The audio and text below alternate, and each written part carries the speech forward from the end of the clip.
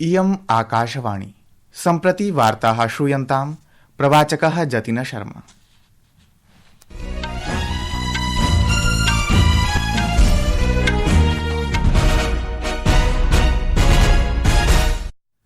आदौ मुख्यवार्ताः। राज्यसभायां 25-द्विसहस्रतमस्य वक्फ संशोधन विधेयकस्योपरि चर्चा जायमाना वर्तते। भारत थाईलैंड देशाभ्यां सूचना प्रौद्योगिकी समुद्रीयम् MSME हस्तशिल्पं हस्तवयनं चेत्यादिषु विविध क्षेत्रेषु सहकार्यस्य षट्सन्धयः कृताः। सर्वोच्च न्यायालयेन पश्चिमवंगविद्यालयेषु 25,000तोऽप्यधिकानां शिक्षकाणाम् अथ अन्यकर्मचारिणां नियुक्तिः निरस्तीकृता। वित्तराज्यमन्त्री पंकज चौधरी अद्य उक्तवान् यत् भारतसहितस्य अनेकदेशेषु अमेरिकादेशेन कृतस्य 26% पारस्परिक शुल्कारोपण प्रभावस्य विश्लेषणं मूल्याङ्कनं च भविष्यति। अपि च IPL 20-20 क्रिकेट क्रीडायाम् अद्य रात्रौ कोलकातायाः ईडन गार्डन क्रीडाङ्गणे कोलकाता नाइट राइडर्स दलं सनराइजर्स हैदराबाद दलं विरुध्य प्रतिस्पर्धिष्यति। अथ वार्ताः विशदीकृत्य। राज्यसभया 25-द्विसहस्रतमं वक्फ संशोधन विधेयकं विचारार्थं स्वीकृतम्। अस्य मुख्योद्देश्यं वक्फ सम्पत्तीनां प्रबन्धनं सुव्यवस्थिततया भवेत् इत्यस्ति। अस्मिन् विधेयके पारम्परिकस्थलानां संरक्षणं, सामाजिक कल्याणस्य समेधनम् इत्यादीनि प्रावधानानि सन्ति। सहैव सम्पत्ति प्रबन्धने पारदर्शितां समेध्य वक्फ परिषदि स्थानीयाधिकारिषु च समन्वयं संस्थाप्य शासनव्यवस्थायाः परिष्कारः इत्यपि वर्तते। विधेयकेऽस्मिन् विशेषतः मुस्लिम महिलानां तत्रापि विधवा महिलानाम् एवं विच्छेदितानाम् आर्थिक सामाजिक स्थितावपि परिष्कारार्थं प्रयासः कृतो विद्यते। अल्पसंख्यक कार्यमन्त्रिणा किरेण रिजिजू इत्यमुना विधेयकस्यास्य प्रकाशनसमये प्रोक्तं यत् विधेयकमिदं हितधारकैः संयुक्त संसदीय समित्या च सह विस्तृत विचार विमर्शानन्तरम् आनीतमस्ति। तेन विपक्षिदलानि विधेयकस्यास्य समर्थनार्थं सम्प्रार्थितानि विपक्षिणाम् आक्षेपान् निराकुर्वन् सः प्रोक्तवान् यत् अस्य विधेयकस्योद्देश्यं वक्फ सम्पत्तीनां सुव्यवस्थित प्रबन्धनं वर्तते, न तु मुस्लिम जनानां धार्मिकास्थायां हस्तक्षेपः वर्तते इति।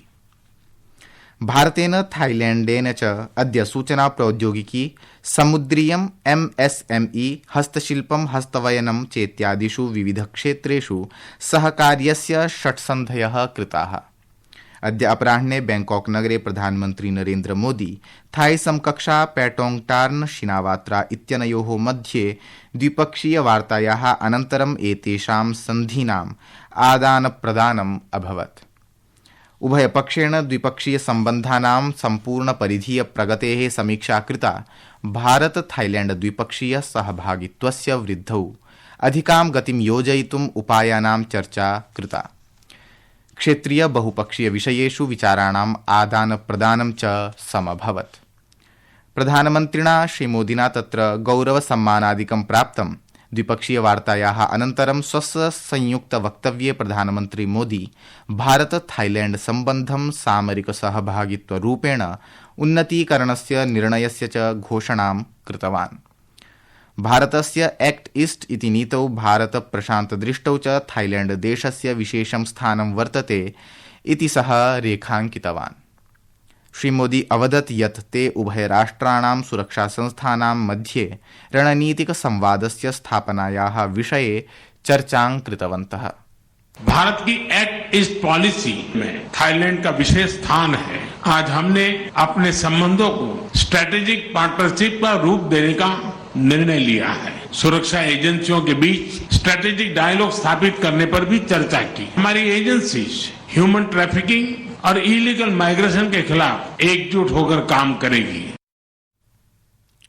श्रीमोदी अवदत् यत् वार्तायां द्वाभ्यामपि पक्षाभ्यां पूर्वोत्तर भारतस्य थाईलैंडस्य च पर्यटनस्य संस्कृतेः शिक्षायाः च क्षेत्रेषु सहकार्यस्य उपरि बलं प्रदत्तम्। उभौ नेतारौ व्यावसायिकानां मध्ये परस्पर व्यापारं, निवेशनम्, आदानप्रदानं च वर्धयितुं चर्चां कृतवन्तौ। प्रधानमन्त्री श्रीमोदी उक्तवान् यत् MSME हस्तवयनेषु हस्तशिल्पेषु च सहकार्यार्थं सन्धयः जाताः। प्रधानमन्त्रिणा विस्तरेण उक्तं यत् भारतस्य थाईलैण्डस्य च शताब्दपुरातनाः सम्बन्धाः गहनैः सांस्कृतिकैः आध्यात्मिकसूत्रैश्च सम्बद्धाः सन्ति। सः अवदत् यत् बौद्धधर्मस्य प्रसारः द्वयोः राष्ट्रयोः जनानां मध्ये सम्बन्धम् अकल्पयत् अथ अयुत्थायातः नालन्दापर्यन्तं विदुषाणाम् आदानप्रदानं जातम्। श्रीमोदी सबलं प्रतिपादितवान् यत् रामायणस्य कथा थाई लोकजीवने गम्भीररूपेण निहितः अस्ति अथ अद्यत्वे भाषासु परम्परासु च संस्कृतपाली भाषायाः प्रभावः अपि दृश्यते। भारत और थाईलैंड के सदियों पुराने संबंध हमारे गहरे सांस्कृतिक और आध्यात्मिक सूत्रों से जुड़े हैं। बौद्ध धर्म के प्रसार ने हमारे जन जन को जोड़ा है। अयोध्या से नालंदा तक विद्वानों का आदान प्रदान हुआ है। श्रीमोदी भारतस्य नागरिकाणां पक्षतः भूकम्पे प्राणाहुतानां प्रति शोकसंवेदनां प्रकटितवान्। आहतानां शीघ्र स्वास्थ्यस्य च कामनाम् अकरोत्।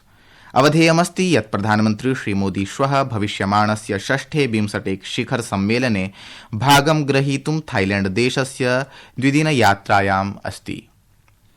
सर्वोच्च न्यायालयेन अद्य कलकत्ता उच्चन्यायालयस्य निर्णयस्य समर्थनं विहितम् यत् पश्चिमवंगविद्यालयेषु 25,000तोऽप्यधिकानां शिक्षकाणाम् अथ अन्यकर्मचारिणां नियुक्तिः निरस्तीकृता।